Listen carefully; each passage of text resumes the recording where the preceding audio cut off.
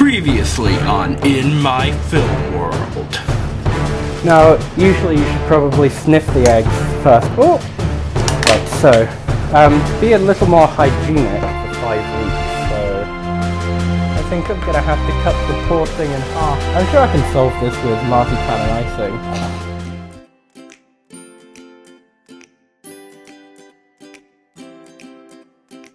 Hello and welcome back to my kitchen. Yay! So today is a kind of part 2. If you've not seen the first episode, click here, which I did on day 1, and I thought, being as we are about a week away from Christmas, I thought it was about time we decorated our Christmas cake. So I'm going with a slightly different design to the standard Christmas cake because I found a couple of images online that are absolutely beautiful. Not that I can recreate this, but it's gonna be fun giving it a go.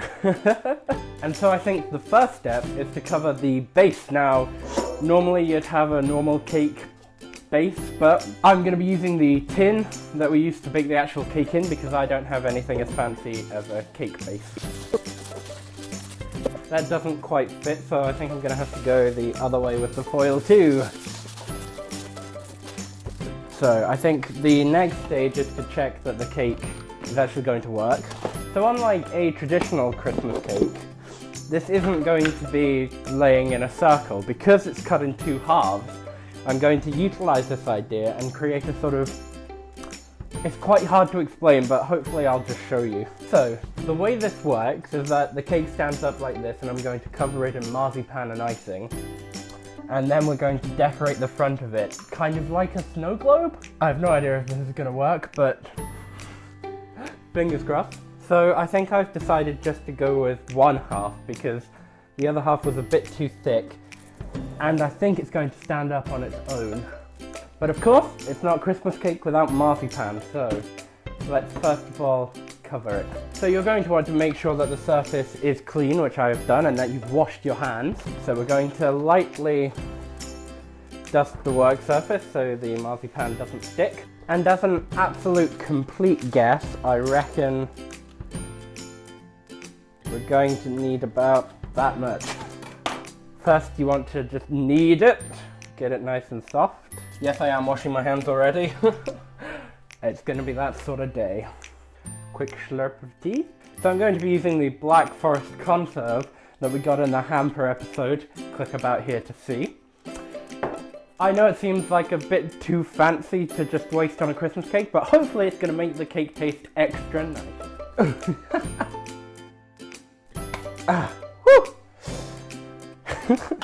First try, everybody, first try. So, let's roll out the marzipan. I always used to hate marzipan growing up. And then once I think I was really hungry and I had a Battenberg. And I was like, wait a second, is this what I've been complaining about all my life?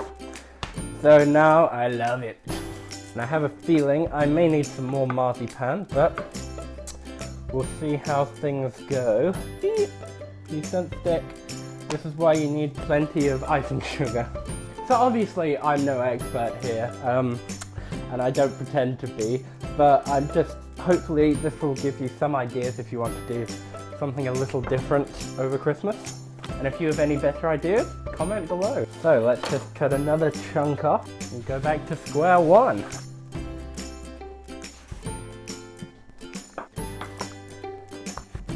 This is really something that takes its time. I mean, this is probably going to be cut down to like a minute tops, but I've been here for a good like 15 minutes so far. I think we're nearly there. And let's just spread that on top. So here we go, fingers crossed that this is going to work. I'm just going to lay that on there like that. And carefully fold up and over the sides. There we go. So I'm just going to fill in some of the gaps here. Don't worry, this is just going to be the under piece of the cake, so at this stage it's not important what it looks like, or at least that's what we're telling ourselves. Now we have the marzipan, it's time for the blue icing. I'm just gonna go out on a whim here and say we're gonna need both packs. Which is 500 grams of icing. Time to do the exact same process. Gotta give it a bit of elbow grease. So, the moment of truth. So I think I'm going to put some more jam on here, just in the hopes of making it all stick together nicely.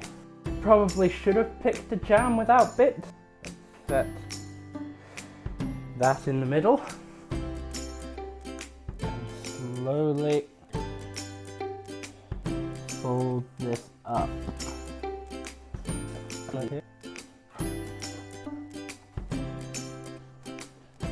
So it's all looking quite rough at the moment, but hopefully we're going to smooth this out. So I've got my glass of water here. I'm just going to rub the edges a little. Right, so hopefully that's going to stay where it is while we quickly whip up some butter icing for the base. You're going to want some lukewarm water, and it only takes a tiny bit of it. See, even that was way too much water. You know what I think I'm going to do? Get some whisk action going on. So we're definitely going to need some more icing. Luckily I have another pack. And just a quick point, all of these ingredients have been supplied by the wonderful Wall Shop. Now, a lot of people might say I like the Wall Shop because my parents run it, but I mean, that's besides the point really. I mean, I just think it's a swell shop. But this isn't gonna cover the base, so let's just add a chunk more. And a tiny dab of water. So once you've got it at this kind of thick consistency, it's time to spread it onto the base. We're just going to dollop it on. Before it dries too much, I want to set the actual cake on, and let's make sure I find the front. Ooh, it's going okay so far. And let's just set that on there. You know what? I think we're gonna need a lot more butter icing. I think this is definitely going to need washing after today. So this stuff's slightly thicker, but I think that's going to work in our favor. Where did that knife go? I don't think there's such a thing as too much icing. Right, so let's get in all the bits that don't look quite right. So it started off looking quite terrible, but I think we might actually be starting to get somewhere. So I'm going to briefly let that set just to sort of harden up a little bit. Don't worry, I'm not going to use this anymore. So I'm using these sprinklettis, which you can't see because they're blurry. They have all sorts of Christmas shapes in, but we're only interested in the snowflakes. So while the cake's just setting a little, I'm going to try and pick out some of the ones we need.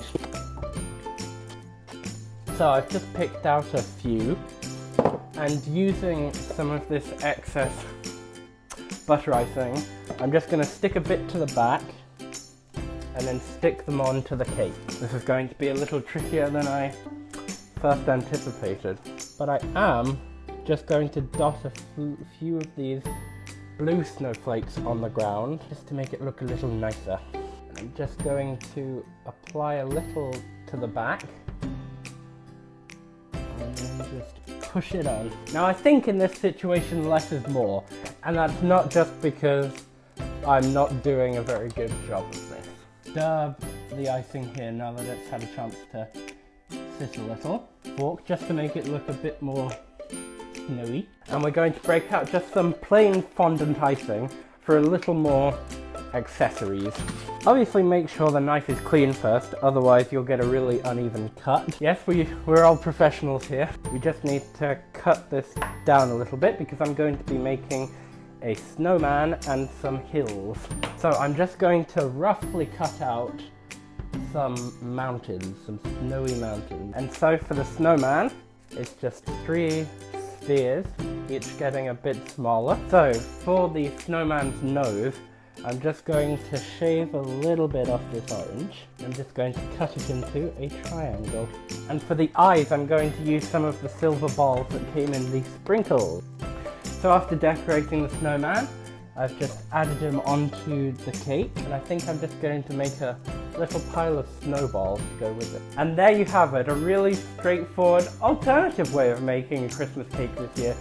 Now obviously my design lacks a little because obviously, as we learned from last week, I probably shouldn't stay in the kitchen for too long. But if you kind of use a similar idea and you're a lot better at this than me, you can come out with a pretty effective looking cake. So thank you for coming and checking out part 2 of my Christmas cake series that's now finished. But I've still got another half a cake, so you never know, there might be a bit more coming. Or I might just eat the cake because it's pretty good. So thank you for coming back, and until tomorrow, bye!